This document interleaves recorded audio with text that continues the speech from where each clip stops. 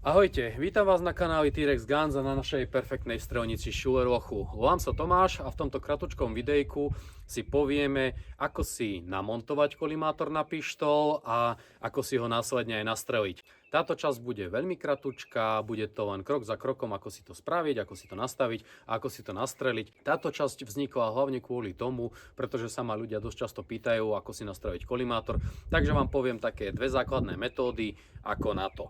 Čo na to budete potrebovať, tak jednoznačne zbraň, kolimátor, imbus alebo torx správnej veľkosti, toto netreba podceňovať, tá veľkosť musí byť úplne presná, a Loctite.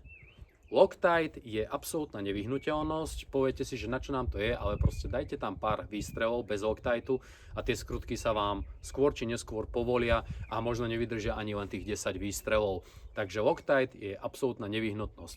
Ja používam Loctite červený, vo vnútri je vlastne taká modrá zmeska a keď ho tam dávate, nedávam viacej ako kvapku. Imbus a vlastne torx, keď majte ho úplne identickej veľkosti, aby ste si nestrhali skrutky, bo môže vám vzniknúť problém.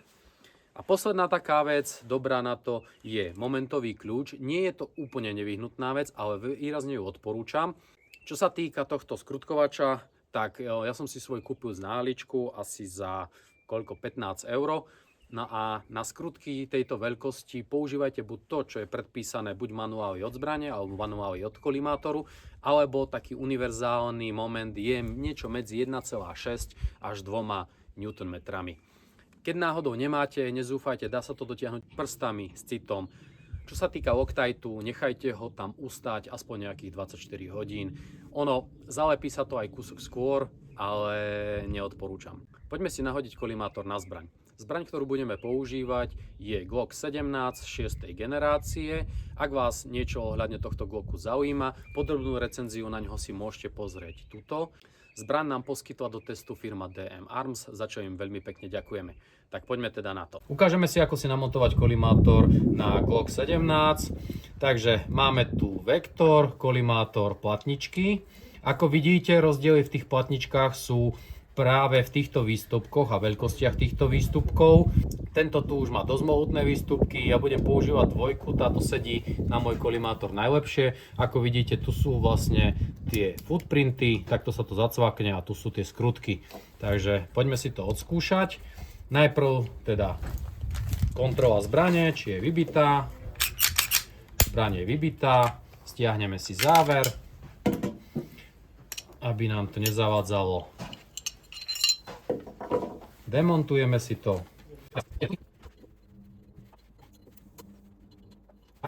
Ako vidíte, skrutky boli podlepené modrým Loctiteom, ten máme aj tu. Dáme preč krytku. No a ako vidíte, je plastová, za týmto je úspora hmotnosti.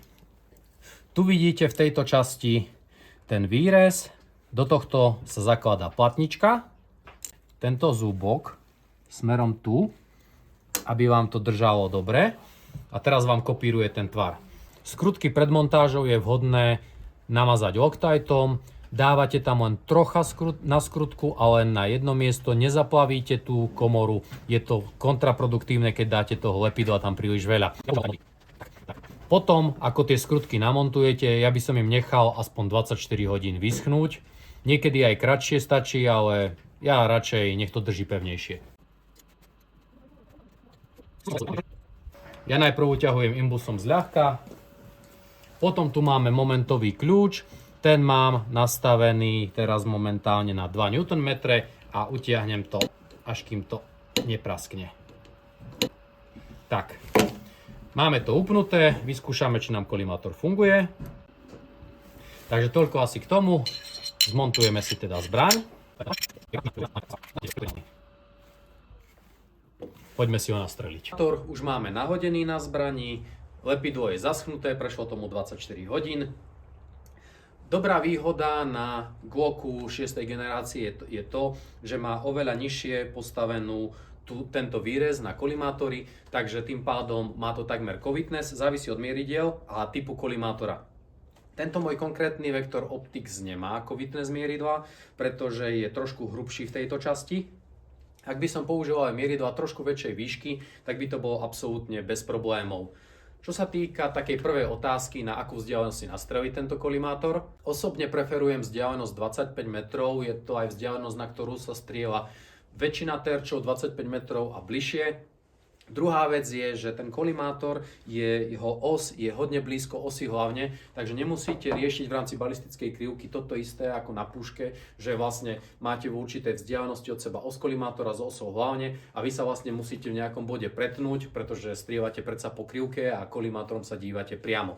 Takže toto tu neriešime. U pištolí je to úplne jednoduché a aj z toho dôvodu ja uprednostňujem nástroj na 25 metrov. Ak strieľam na väčšiu diaľku potom, tak mi to zľahka padá nižšie, ale v kolimátori, keďže mi nebránia mieridlá tomu, čo sa nachádza pod terčom, tak si pekne bodku viem nadložiť aj nad neho a viem krásne, keď viem, že padá mi to 20 čísel alebo 30 čísel oproti štandardným mieridlám, tak viem, že toľko si nadmierim a zasahujem ďalej. Ako taký prvý krok je zrovnanie si mieridiel približne tam, kam ide bodka, by mali ísť aj pevné mieridlá. Ak ste si z nejakého dôvodu museli demontovať dole pevné mieridlá, tak to odkontrolujte len tak približne. Ak ste kúpili kolimátor nový, väčšinou je úplne na stred nastavený a zvyčajne to aj sedí. A ja mám tu v tomto prípade celkom výhodu, mám tu aj predné mieridlá a troška mi ich aj vidno, takže sa pozriem, že kde mi svieti bodka. Bodka je približne tam, kam mieria mieridlá, aj keď trocha mi ich zatieňuje toto okienko, ale viem si predstaviť, že približne kde by som mieril. Takže z tohto pohľadu je to celkom fajn, dám to len troška nižšie. Dobre, to by mohlo byť. Urobím si kontrolný nástrel na 25. Ak by vám sa to nenachádzalo v papieri na 25 metrov, tak nezúfajte, choďte bližšie, choďte na desiatku a pomaly zväčšujte vzdialenosť. Keď sa budete nachádzať v papieri, tak už je to relatívne jednoduché. Tak poďme si vystreliť pár rán. A čo sa týka množstva výstrelov a ako strieľate, sadnite si k tomu, prípadne buďte stabilní, neskúšajte nejakú mierenkárskú streľbu s jednou rukou alebo niečo. Buďte stabilní, takže buď posediačky, alebo použite nejaký strelecký batoh, kde si oprete ruky, aby ste mohli sa sústrediť len čisto na zámernú a aby ste mohli pekne odmieriť a pekne pracovať so spúšťou.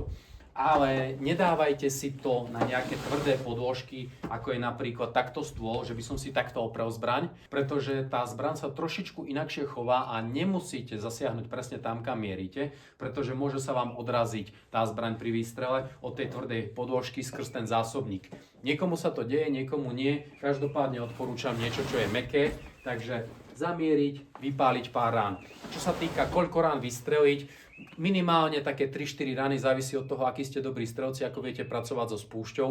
Výhoda kolimátoru je aj v tom, že vidíte, že kam vám tá bodka ušla pri spúšťaní, takže aj keď urobíte chybu, viete, že áno, mám urobiť ďalší výstrel. Ešte jedna taká dôležitá vec, strelivo. Strelivo používajte vždycky to isté počas nastreľovania. Neodporúčam napríklad to miešať, že budem strieľať, začnem prvých 5 rán subsoniky 9 gramové, potom budem strieľať 7,5 a podobne. Veľký rozdiel v tom nemusí byť a väčšinou ani nie, ale môže sa stať, že v tom vznikne nejaký problém. My teraz budeme používať strelivo STV, 8 gramová strela, no a uvidíme, že ako nám to s ním pôjde.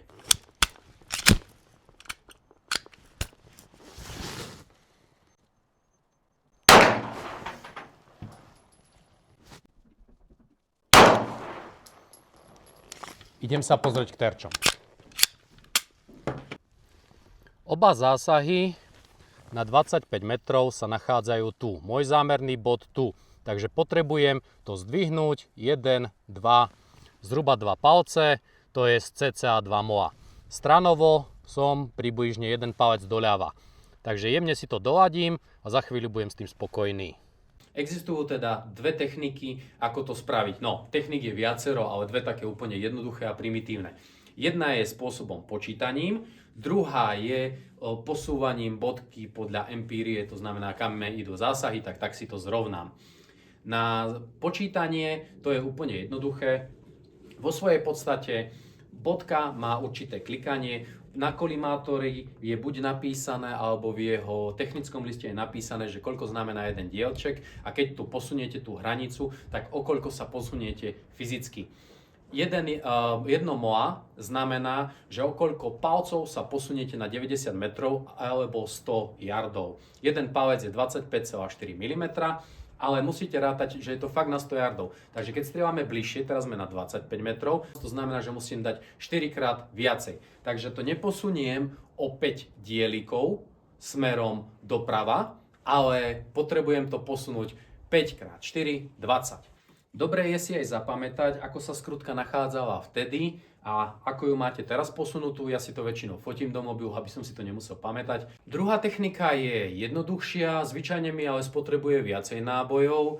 Robím to takým štýlom, že buď mám nejaký stojan alebo nejaký zverák, do ktorej si zbraň upnem, tak aby sa mi nehýbala, aby bola čo najstabilnejšia. Potom namierim presne na to isté miesto, kde som mieril predtým. Za predpokladu, že nehýbete tou bodkou, lebo keď s ňou pohýbete, už je to absolútne bezpredmetné. Povedzme, že mám pri sebe len túto moju streleckú kapsu. Je to absolútne neideálny spôsob tohto upnutia, ale lepšie ako nič. Najlepší je taký zverák, do ktorého to zľahka chytíte, povedzme cez gumové alebo nejaké kožené čeluste. Upnem si zbraň a dám si ju tak, aby sa mi vôbec nehýbala. To znamená, buď si ju budem takto pridržiavať, alebo niečo podobné. Zrovnám si teraz miery do tam, tú bodku, kde som ju potreboval.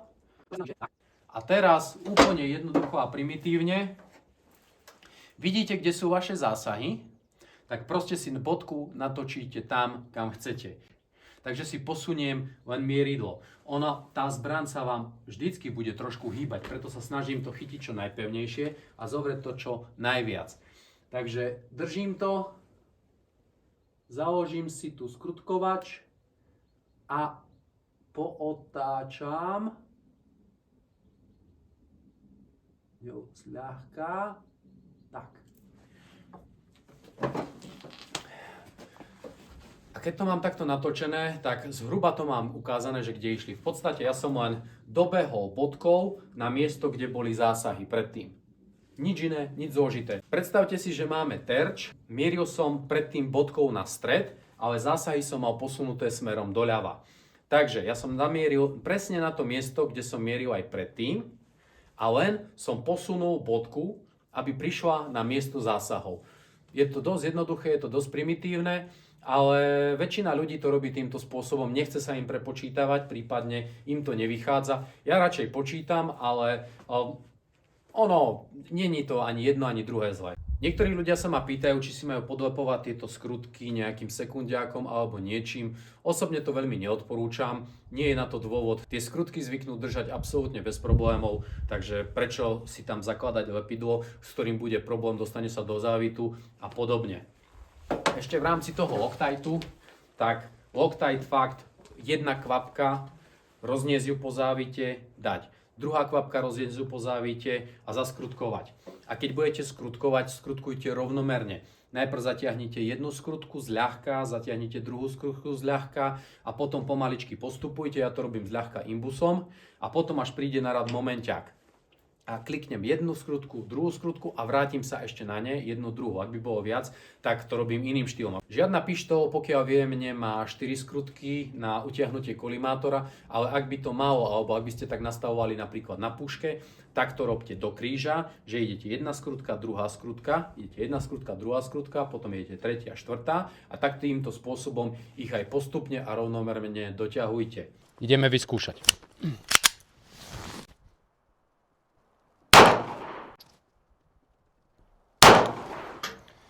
Túto som strhol.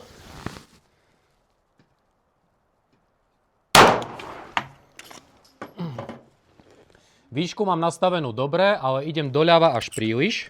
Vidím to už teraz na papieroch. Takže trošku sa vrátim späť. Kontrola.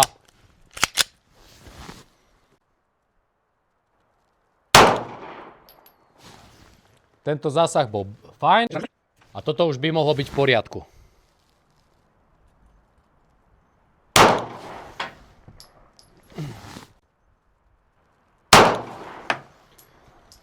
Dobre, zásahy sú celkom tam, kde som to chcel.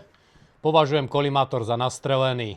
Takže môj zámerný bod bol tu, to som trošku prehnal s tou zámernou, mal som ich tu a potom som pomaličky stiahoval. Posledný kontrolný som strieľal tu, zámerný bol tu, zásah je tu, takže ja som celkom spokojný. Poďme si to vyskúšať, teraz streliť na väčšiu vzdialenosť a overiť si zásahy na väčšiu diaľku. Mali sme teraz nejakú tú mierenku na 25 metrov, zároveň sme nastavovali kolím. Tie sústrely aj napriek tomu, ako sa spúšť správa, boli úplne bez problémov. Keď sa na to sústredíte vypracovať ranu, není s tým taký extra problém. A s kolimátorom nemám chyby v rámci mierenia, takže všetko, čo dá, kde strhnem, ide len čisto na mňa. Každopádne na 25 metrov som mal sústrel tak do 4 cm, 5 cm, tam bolo asi 5 rán, tuším. Takže som si povedal, že nemá zmysel strieľať na 50 a podobne. Vyskúšame si teda praktickú presnosť. Na 100 metrov mám 3/4 torzo, tuto mám zásobník s STVčkami, ktoré sme testovali. Poďme teda vyskúšať, že či zasiahnem a ako. Uvidíme. Zásah padol nejakých 20 cm pod terč, smerovo to bolo v poriadku. Môže to byť aj zámernou, kolím mám nastrelený na 25.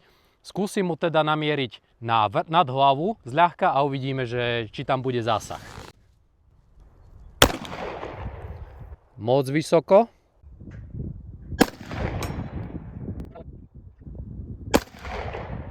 To bolo tesne vedľa hlavy, si videl?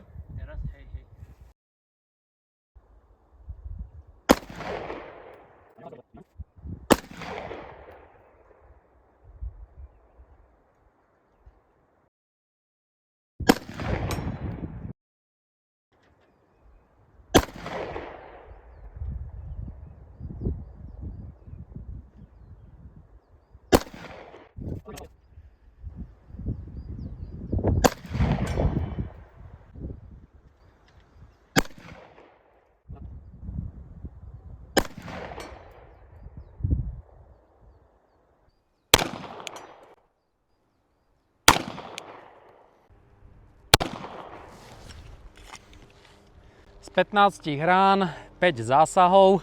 Tá spúšť je celkom obmedzujúca pre mňa. Je ťažká, zle sa ťahá. No ale tak čo už narobím, no je to základná spúšť. Fakt by si pýtala niečo iné a 100 je už celkom extrém. Takže s tými zásahami som bol teraz celkom spokojný, boli celkom fajn a už to len z ľahúčka doladím. Osobne si myslím, že kolimátory na búchačkách sú parádna vec, aj na krátkych strelných zbraniach. Niekto k tomu nevie prísť na chuť, niekto k tomu vie prísť na chuť. Také základné ešte veci ohľadne kolimátora na zbrani.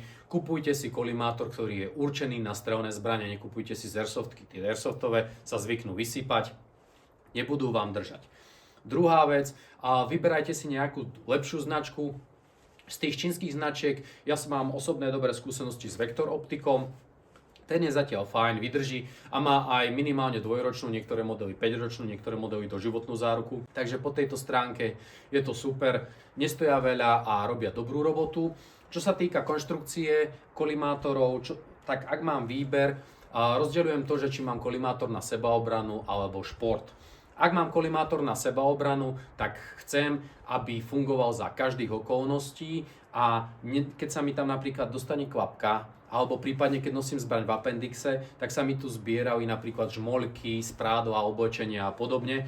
Takže toto není fajn, lebo keď na to zasvietí potom emiter, tak tá bodka je buď rozostrená, alebo ju vôbec nevidíte, čo je za mňa no-go. Takže vtedy uprednostňujem uzatvorené kolimátory. Čo sa týka športu, tam preferujem otvorené kolimátory, ako je tento Vektor Optics. Prvá hneď výhoda je, že tento rám je oveľa tenší, takže máte lepšie zorné pole a menej vecí vás vyrušuje. Druhá veľká výhoda, že sú oveľa ľahšie, takže teoreticky nepridáte tú veľkú hmotu na záver, ako sa to deje u tých väčších kolimátorov, ktoré môžu mať 50, 40, 60 gramov, v závislosti od toho, čo to kúpite. Tieto tu majú od 20 do 40 gramov, čo je kus menšia hmotnosť, tým pádom aj kus menšia tá hybnosť toho rýchlo sa pohybujúceho záveru smerom dozadu a dopredu. Takže toto asi tak ku tým kolimátoríkom. V rámci kolimátorov sa teda musíte rozhodnúť sami, aj akú konštrukciu, aj akú značku. ale najdôležitejšie je s nimi trénovať. Ešte v rámci kolimátorov jednu vec, ktorú mám rád, je dobre mať vhodnú zbraň na to. Ak si dáte platničku na zbraň do klasického výrezu na pevné mieridlá, tak zvyčajne je ten kolimátor vyššie, čo hlavne pri strelcoch, ktorí už majú niečo odstrieľané s kolimátormi, môže byť troška problematické, lebo ten ich natural point of aim sa mení. Pozrú sa klasicky cez mieridlá, majú tú výšku už v svalovej pamäti naučenú, ale musia zdvihnúť hlavu a pozrieť sa cez mieridlá, čo není výhodné, hlavne v prípade, keď behajú alebo ak strieľate z nejakej neprirodzenej polohy, napríklad z leže alebo z osedu alebo podobne. Vtedy tú bodku musíte dlhšie hľadať. Takže vtedy ja absolútne a všeobecne mám najradšej, keď je tam kovitness s tými mieridlami. To znamená, že toto je vyfrézovanie čo najnižšie postavené a kolimátor ide dole a pozerám sa cez pevné mieridlá ako aj cez kolimátor identicky. Ak to máte takto, tak potom odporúčam dať si zvýraznenie na predných mieridlách preč. Napríklad na Glockoch je tu táto biela bodka, takže zamaľovať si ju fixkou alebo niečím, pretože sa môže diať, že to budete mať rušivé. Napríklad červená svetlovodivá linka vám, ak už máte veľa odstrielané, tak ste prirodzene naučení pozerať sa po linke a potom aha, však kolimátor a zrazu neviete sa poriadne na to zamerať. Čo sa týka kolimátorov, za mňa kolimátor z vás urobí lepšieho strelca, pretože vtedy už nemusíte úplne vnímať to, ako máte presne zrovnané mieridlá, ale musíte sa zamerať na to, že ako spúšťate a podobné veci. Ale napríklad u mňa, ja keď som prešiel na kolimátor, stal som sa pomalším strelcom oproti pevným mieridlám na tej PSCčka, pretože ma to nieslo k takému perfekcionalizmu, že som videl, že tá bodka je na hrane Cčka, tak som ju chcel potiahnuť do stredu alfy a obyčajne by som to len odpálil, utekal ďalej a v PSCčku ten čas je o dosť dôležitejší a Cčko není taký zlý bod alebo niečo také. V rámci kolimátora som ešte nepovedal jednu dôležitú vec a to je veľkosť bodky. Väčšina strelcov na IPSCčku a podobne uprednostňuje veľkú bodku 6 ml. Ja osobne preferujem bodku, ktorá je veľkosti 3 ml, maximálne 4 ml, pretože je taká menšia. Na jednej strane sa trošku ťažšie hľada na tom terči a trocha ma to núti viac ku tej precíznosti, ale zase na druhej strane, to je moja osobná preferencia, vy môžete mať úplne inú, ale každopádne zvážte aj veľkosť bodky, aká tam je. Dúfam, že sa vám táto časť páčila a že ste sa možno aj niečo naučili. Ak sa vám to páčilo, dajte like, share, subscribe, prípadne tam dajte do komentára, ako vy nastrelujete. Toto nie je nejaké univerzálna múdrosť, že tak toto je a toto je jediný dobrý spôsob. Aj váš spôsob môže byť dobrý a môže byť ešte lepší ako toto. Toto je len taká rýchla ukážka a fakt videjko vzniklo kvôli tomu, lebo sa ma ľudia pýtali ako na to. Teraz ja poviem, pozrite si video. Takže, ak sa vám to páčilo, majte sa, držte sa, lajkujte, šerujte, subscribujte a medzi tým trénujte a vidíme sa pri ďalšej časti. Čaute.